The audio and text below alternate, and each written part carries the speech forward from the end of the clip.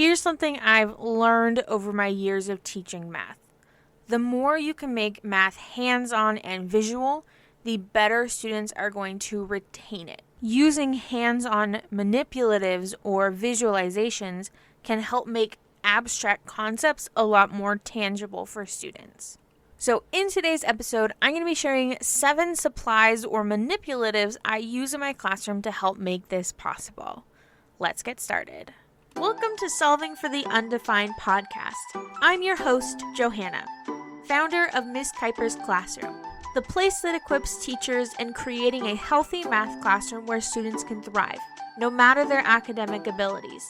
But it's not always about the numbers, and that's why I'm here, bringing you the formulas to solve your problems, math and otherwise, plus strategies on cultivating that necessary math mindset. And that's what you can count on. Hello, welcome to episode 36. We are going to be talking all about manipulatives and things to help make math hands-on and visual. Thinking back to my first and second year of teaching, using a lot of these manipulatives was very daunting. Growing up when I was in school, we did not use these kinds of hands-on manipulatives that I'm going to be talking about today. And when it was my turn to now teach these and implement them in my classroom, I was at a loss. But over the years, I have gained a lot of confidence through YouTube videos, fellow teachers helping me out, and just overall playing with it as I go. I find sometimes that as you learn something and students can see that you are learning as well, you can demonstrate the perseverance and tenacity that a student needs to have when they're learning something new. So, perfection is not needed before you start to use these with your students. So up first, we have algebra tiles. Now, I feel like algebra tiles, at least in the secondary world, are a more common manipulative. However, if you have not heard of algebra tiles yet, they are like squares and rectangles, different sizes that represent different variables and terms. So in a basic set, you would have like a unit tile, an x tile, y tile, maybe an x squared and a y squared, and maybe even an xy tile. One of the reasons I love algebra tiles is because it's a versatile tool. So it works from maybe 6th grade, 7th grade, all the way up through Algebra 2 in high school. It can be used for combining like terms, distributive property, solving equations, and then in algebra as well, it can be used for solving quadratics. If you are interested in learning more about algebra tiles, a creator or teacher I recommend on Instagram is Kristen. Her Instagram handle is Damon's Algebra Room. I will link it in the show notes. But she has a whole Instagram highlight dedicated to algebra tiles.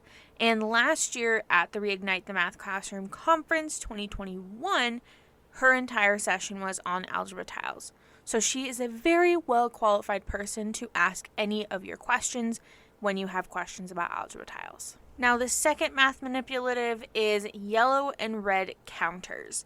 Now, these are the foam or plastic little circles that have red on one side and yellow on the other side. I definitely recommend not getting the foam ones because they are not as durable and long-lasting as the plastic ones.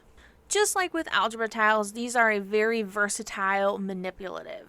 I know people tend to use red and black chips for showing integers, but I prefer these yellow and red counters. And the reason why I prefer these over the traditional red and black chips is because there's yellow on one side and red on the other.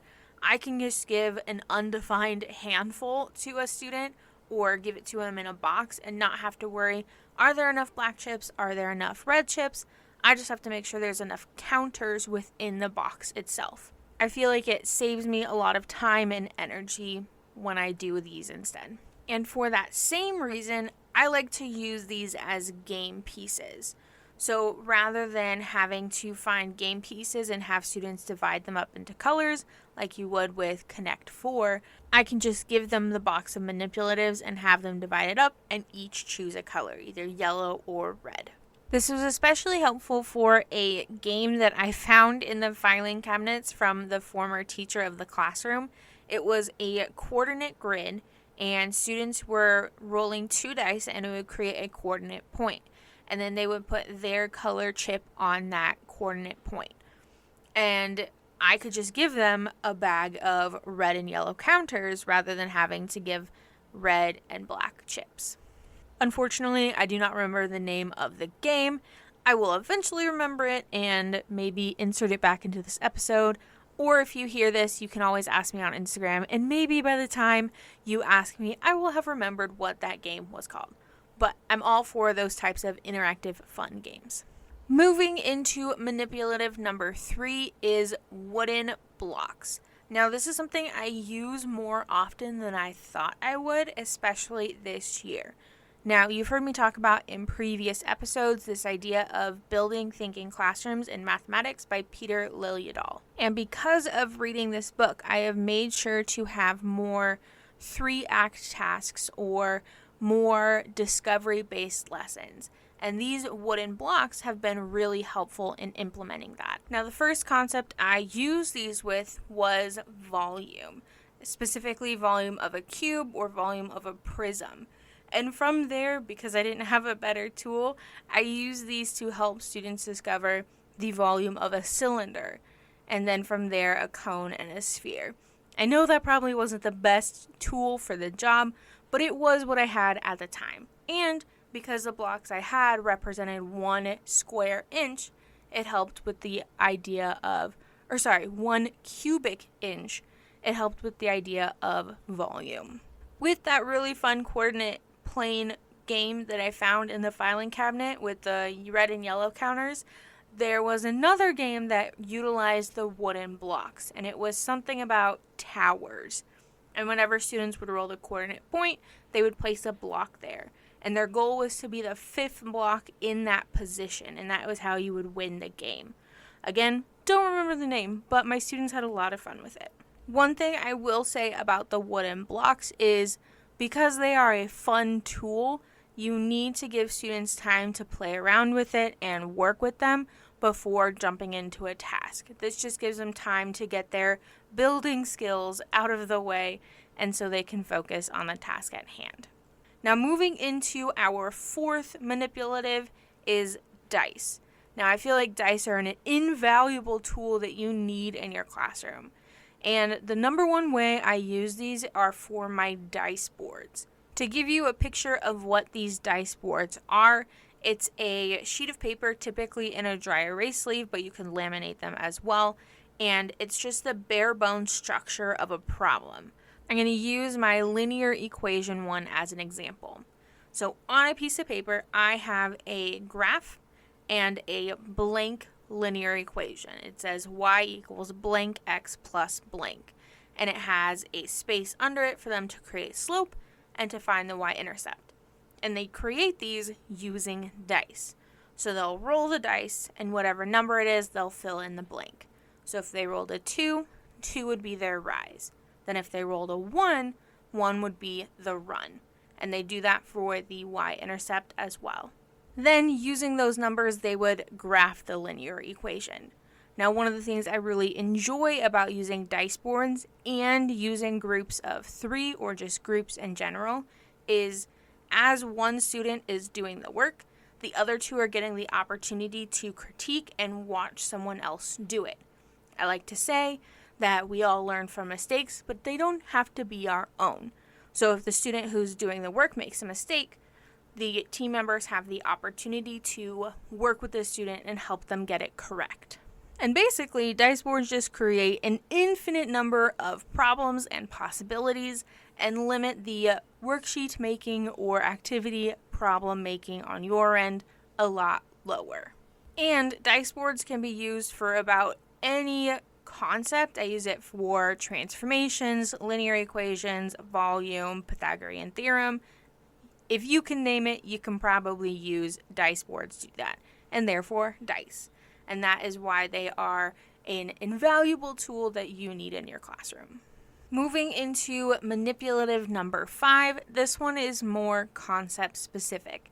and that is geometric volume shapes. These are 3D structures that you can typically fill with water or rice to show the volume of a shape. Now, what's really cool is some styles of these geometric volume shapes that you can buy have a removable surface area net inside that you can pull out and students can see the surface area net. So if you teach maybe 6th or 7th grade, maybe you would want to specifically look for those.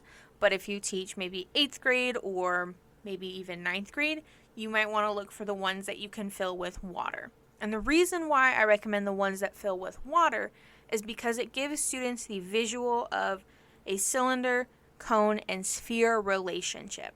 You can also find videos of these on YouTube, but I find that if students have the actual ability, now granted, it takes some classroom management, water in the classroom, but if students have the actual ability to practice filling it, and 3 cones fill up 1 cylinder, or 2 spheres fill up the cylinder, it's a lot more powerful when they're doing it themselves than just seeing it. Now, you can get certain packs that'll have more geometric shapes than just a cylinder, cone, and sphere. The one I have also has a pyramid, a triangular pyramid, a triangular prism, a regular prism, so students can see more relationships between those shapes than just the standard cone, sphere, and cylinder. Would you love to have a library of resources that your students actually love? Resources that are, engaging, tailor-made for your students, and easy to use? It's totally possible, and the best person for the job is you. You are the best person to create resources for your students because you know them best. My friend Lindsay at Lindsay Bowden has been creating math resources for over 10 years, and she can't wait to share her expertise with you. She's going to teach you about her signature math resource creation method that has helped her create 2 curriculums and countless other resources for teachers around the world. It's all going down in a free 4-day challenge starting on Friday, July 22nd. And don't worry, it will be emailed so you can watch it when you have time.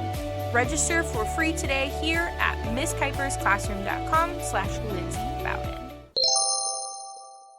Now, moving into our 6th manipulative, those are the square tiles. This was another one that I used more than I anticipated. Square tiles are very aptly named. They are a square tile that has maybe a little bit of volume to it. And I've used these square tiles for Pythagorean theorem, exponents, and linear equation. They all work really well with square tiles. And with these square tiles, the exponents, or more specifically the square roots, was the one I was most surprised with. I was creating a subplan for estimating square roots, and I came across this video by Scaffolded Math and Science. And in this, she is showing how to estimate square roots using a visual model. And she uses small pieces of cut paper, but I traded it out for square tiles. So the idea stems from, if I have 4 squared, I'm going to have 4 into a square. So the side length of the square is 4. And you can use that reverse of, if I have 16 squares, the square root of 16 is 4. Because if the area is 16, the side length is 4. That kind of idea. So if I have the square root of 19, I can use that to then estimate that it's bigger than 16 and less than 25. So the square root of 19 is greater than 4 and less than 5. And she shows a really cool way to then use that and estimate the answer. So I'll link that below if you want to check that out. And I think that nicely ties in with the Pythagorean theorem and using square tiles for that. If students have the hypotenuse of 10, they can then find the area of that as 10 squared or 100. And then they can kind of divide those out and see what the length of the 2 legs could be to then create a hypotenuse of 10. And then moving into our final manipulative, I'm not sure you can necessarily call this manipulative, it's more like a supply, but I have a very good reason for it being on this list. It is an angle ruler. Now, these are the magical tool you need. I find a lot of times with protractors, they're not as accurate, but an angle ruler is going to give students that precise measurement. And in math, we attend to precision. So the way an angle ruler works is it's like two rulers attached at the corner, and they can move in and out to create a bigger or smaller angle. And now students would line the center up with the corner of the angle and just move the top piece to align with the line, and same with the bottom piece. And that would give them what measurement the angle is going to be. These are really helpful for basically anything that has an angle, but I use them specifically for the Pythagorean theorem. Like I said, I like to do a lot of discovery-based things, and one of the discovery-based things I did was give students a variety of triangles, have them come up with what kind of angle was it, acute, obtuse, or right angle, and then what are the lengths of the sides, and then from there, how does that relate to maybe the Pythagorean theorem? So using these angle rulers gave them a lot more accurate answers than opposed to a protractor. And that concludes our 7 manipulatives that are going to be helpful for your students. So to summarize, we had algebra tiles, yellow and red counters, wood blocks, dice, geometric volume shapes, square tiles, and angle rulers. If you found this list helpful, I have something even better for you. I have a free guide that is 7 math teacher must-haves for student success. And these manipulatives are just one of these 7 pieces. So if you want to find out what other 6 things you need to have in your classroom, go ahead and download this guide. The link is in the description or in the show notes on my website so you can see those 6 things. Plus, one of my favorite pieces that I have within this guide is if you would like to purchase this item, I have a budget version and a splurge version. And you can see the difference between this two. I've done my heavy research on Amazon and other websites to figure out what the best one is for the best price. So download that so you can have the 7 math teacher must-haves for student success. And with that, as always, a calculator. Thank you so much for tuning into today's episode. To find all the links and resources to things talked about in this episode, head on over to MissKuipersClassroom.com and click on podcast.